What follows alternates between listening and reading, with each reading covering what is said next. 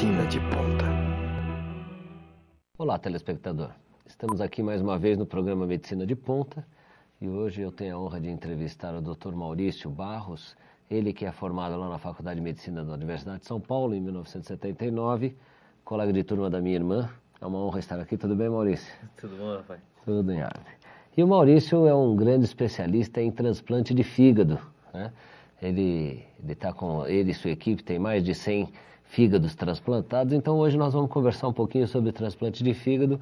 Mas antes de mais nada, antes de falar de transplantar esse órgão, eu queria que você nos desse algumas dicas e nos falasse um pouco sobre para que o fígado serve, o que pode ser feito para que ele não fique danificado, né? Como preservar o fígado.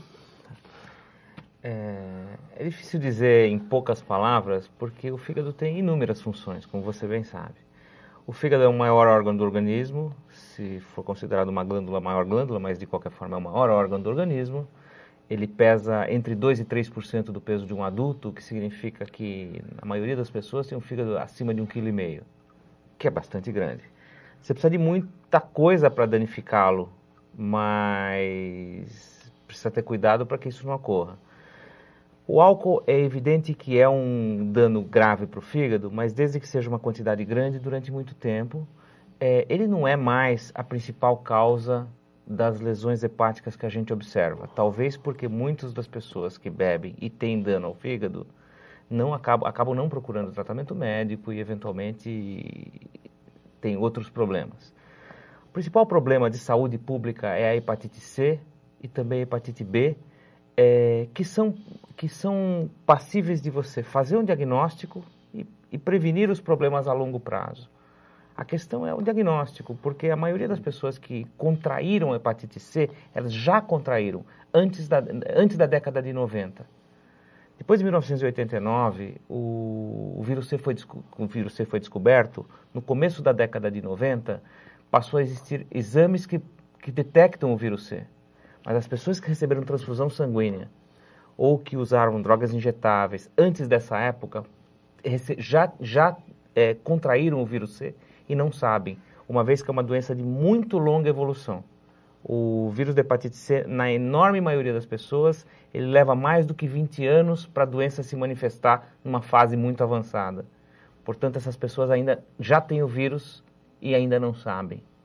Então, talvez o grande boom da saúde pública seria a detecção do vírus C em quem já contraiu.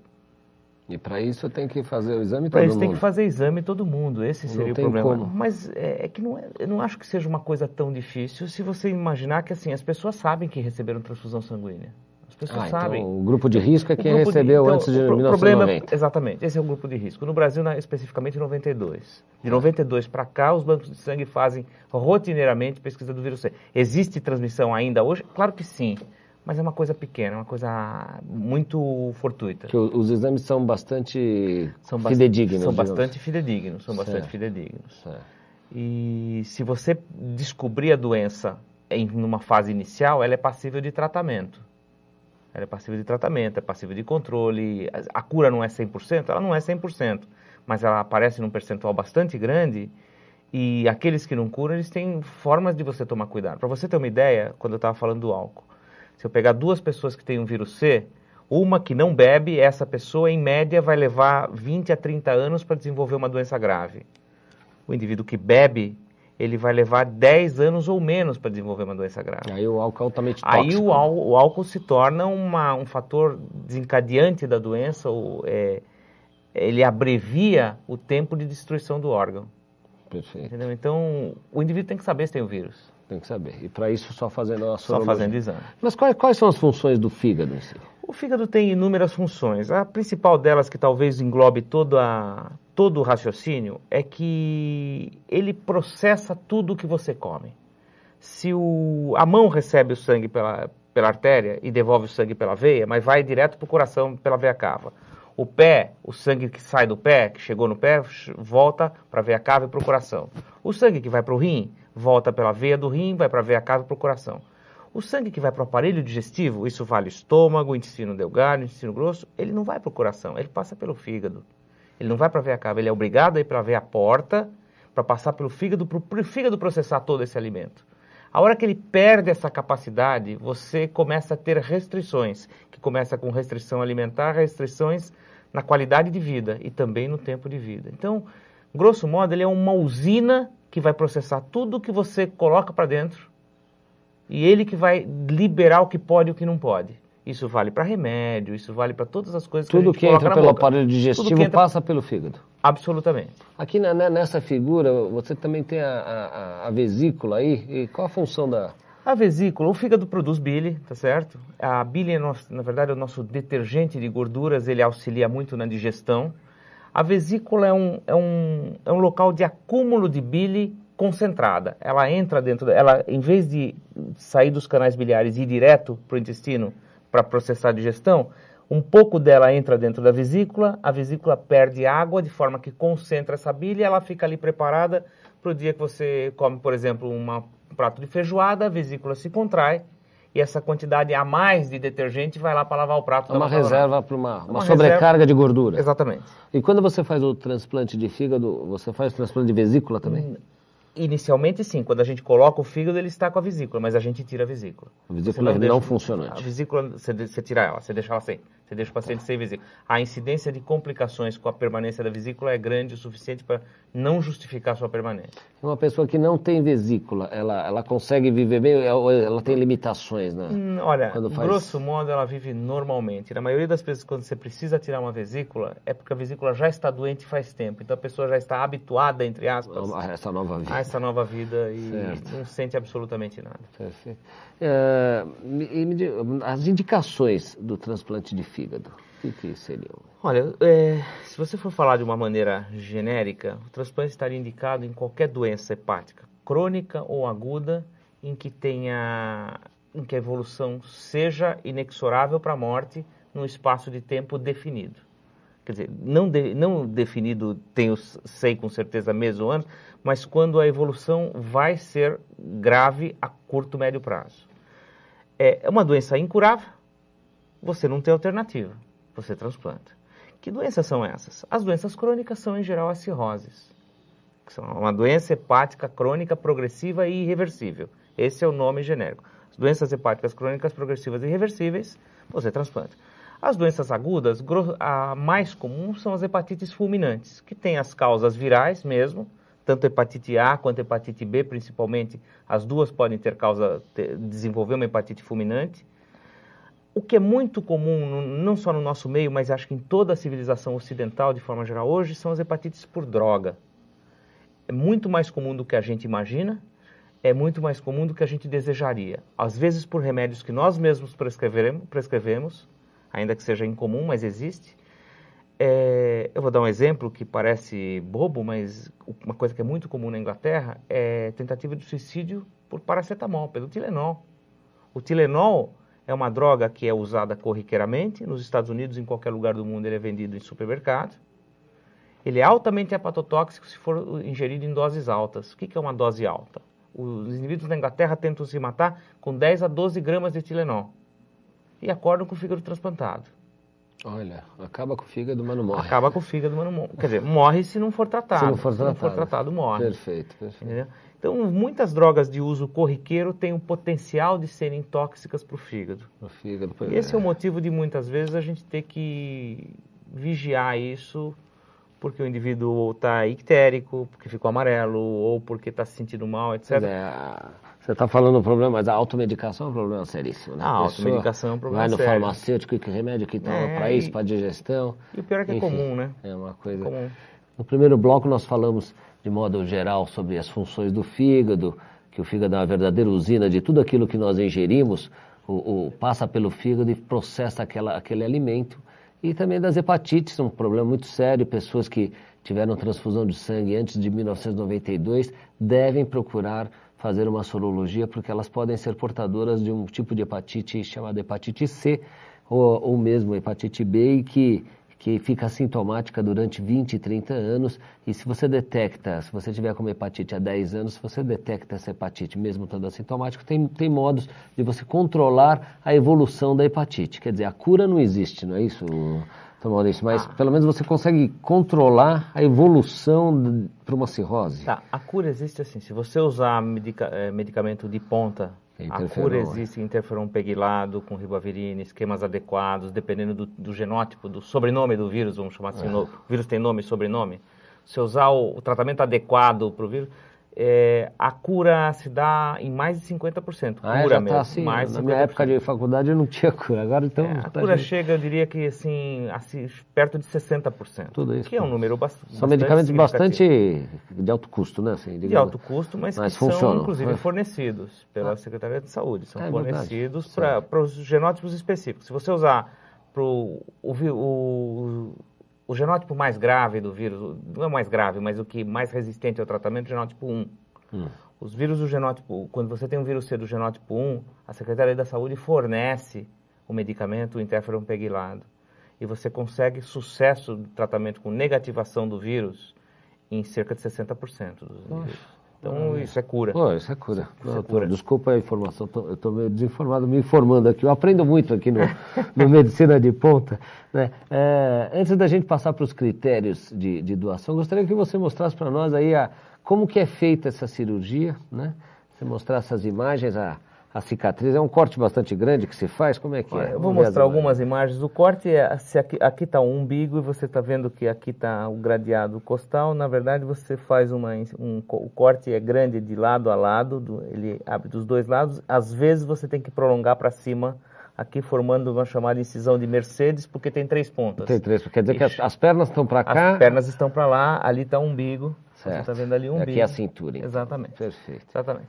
Então, uma vez aberto o abdômen, você coloca um afastador, você está vendo que o afastador está aqui colocado, repuxando as costelas para lá, e você vê um fígado totalmente doente.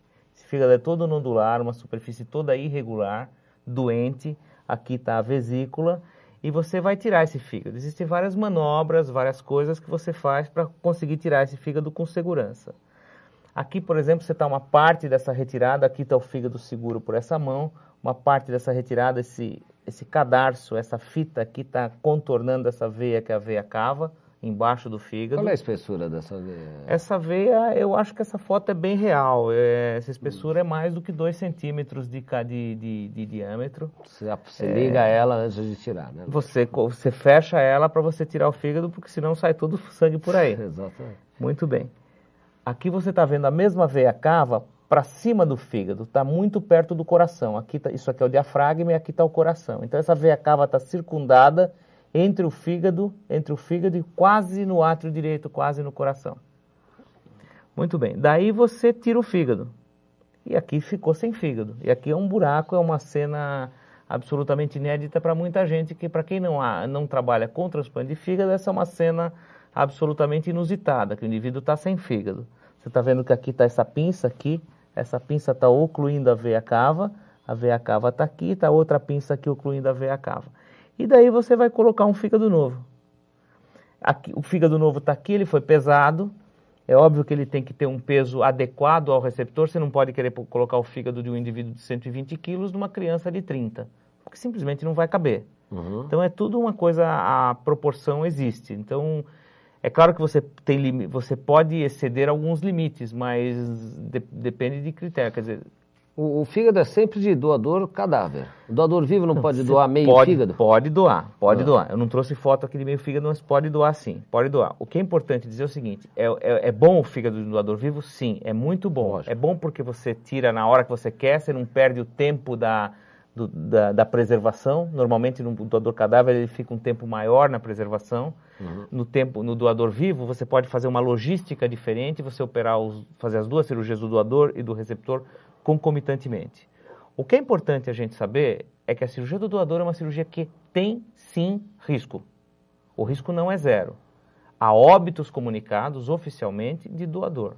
Então tem que ser uma coisa muito bem pesada e o doador muito bem avaliado, com muito critério, para você minimizar esse risco, que entretanto sempre existirá. O risco calculado para um doador é da ordem de 0,5% a 1%. Não é muita coisa. Não é muita coisa, mas a gente deve entender que assim, socialmente, humanitariamente, qualquer um de nós aceita que um indivíduo que está muito doente possa morrer ou de complicação da doença ou do tratamento da doença. Um doador que está saudável morrer é inaceitável. Entendeu? Então a gente tem que levar sempre isso em consideração quando a gente elege um transplante na sua modalidade intervivos. Mas, Maurício, e esse risco também ocorre para o pai que doa para um filho? É importante essa pergunta porque aí é um pouco diferente. Quando eu estou falando de doação entre adultos, eu dou para você, eu vou doar mais ou menos 60% do meu fígado ou mais, que é o lobo direito. E aí entra esse risco de 60%, de meio a 1%. Quando você está olhando um transplante, por exemplo, aqui realizado, você dá uma olhadinha, aqui você está vendo um pedaço de um transplante, fazendo uma emenda, uma anastomose da veia porta. Você está vendo que o fígado é proporcional. Você não consegue quase saber, olhando aqui, se isso é um fígado inteiro de um adulto colocado num adulto, ou se é, por exemplo, o segmento lateral esquerdo, que é só 1/4 do fígado do pai ou da mãe, colocado numa criança, porque você vai colocar uma coisa proporcional. Quer dizer, o segmento lateral esquerdo, que é um pedaço pequeno, que é 25% do fígado do pai ou da mãe, é do tamanho do fígado inteiro da criança. E serve para uma criança de 7 anos. Daí o risco é diferente. Depois esse fígado cresce junto com a criança. Não, ele cresce junto, mas mais do que tudo, às vezes ele não precisa crescer. Às vezes ele já está do tamanho certo. Se você colocar um fígado pequeno, ele vai ter que regenerar e crescer até chegar no tamanho adequado. Mas quando você está colocando numa criança pequena, você já está colocando o tamanho correto. Perfeito. Agora, o que é a grande polêmica, assim, que nós, antes de começarmos a gravação, você passa para o nosso público o que, de certo modo, você fica inconformado, como que é esse processo de seleção aí? A grande polêmica do Brasil é a alocação de órgãos. A nossa alocação de órgãos hoje, a distribuição dos fígados, ela hoje obedece no Brasil uma ordem cronológica. E tem sido passado ao público que essa é a forma justa, ou seja, quem se inscreve na frente, recebe o fígado na frente. O problema de dizer que isso é justo é que, vamos deixar bem claro que, em primeiro lugar, o Brasil é o único país do mundo que faz isso. Acho que nós não vamos descobrir a roda e achar que nós somos melhores do que todos os outros. Acho que a gente tem que, inicialmente, ter humildade de reconhecer que as outras pessoas também trabalham e também entendem disso. Se eu e você chegarmos num pronto-socorro, nós dois sofremos um acidente no mesmo automóvel. Eu estou morrendo, sangrando e você tem um cortinho na testa. Só que você fez a ficha antes que eu. Te parece justo você ser atendido antes que eu? É lógico que não. Pois é, mas esse é o nosso critério de hoje. Os pacientes graves hoje não têm chance alguma, porque eles estão sendo preteridos em favor dos pacientes que foram colocados na lista antes deles. Que poderiam aguardar mais 2, 3 anos, que seja um ano, 6 meses. O mais grave disso, o mais grave dessa história é que existe hoje um critério médico, baseado em alguns exames de laboratório, que é um critério que já foi validado por inúmeras instituições internacionais, que é um modelo matemático extremamente simples, que aliás está sendo estudado pelo Ministério de forma a tentar mudar o critério utilizado, que ele consegue predizer a chance de você morrer, dependendo da gravidade da sua doença.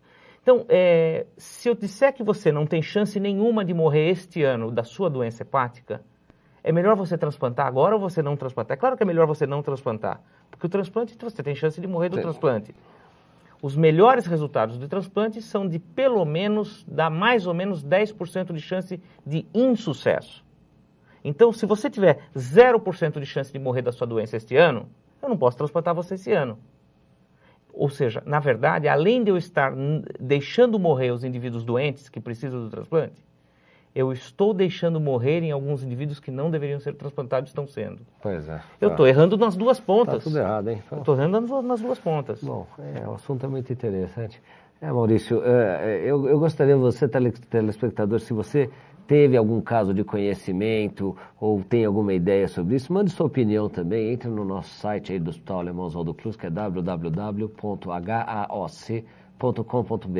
Mande sua opinião, suas sugestões. É interessante que vocês participem também disso, porque depende da participação de todos para talvez a gente mudar essa injustiça que só tem no Brasil, né? Então, só tem no Brasil, não tem em outro lugar. Maurício, eu queria agradecer a sua presença, parabéns pelo seu trabalho aí, muito obrigado. Salvando vidas, e é um prazerzão você estar aqui. Muito obrigado. Obrigado.